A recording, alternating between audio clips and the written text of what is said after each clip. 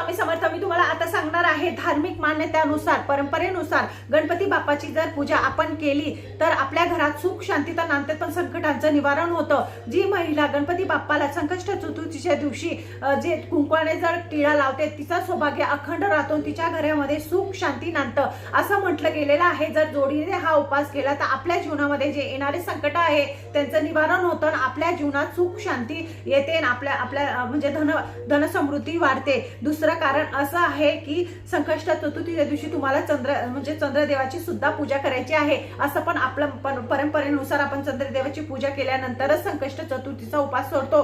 तर संकष्ट चतुर्थीचा उपास तुम्हाला चंद्राची पूजा करायची आहे. चंद्राची पूजा कधी करायची आहे तर वेळ सांगते तुम्हाला 10:23 तुम्हाला चंद्राची पूजा करायची आहे, चंद्रदेवाची पूजा करायची आणि मगच नंतर तुम्हाला उपास सोडायचा आहे. तरच तुमचा उपास तुम्हाला लागू पडेल, त्याचं फळ तुम्हाला प्राप्त होईल. माझ्या चॅनलला लाईक सबस्क्राईब करा आणि पुढे बघा. श्री स्वामी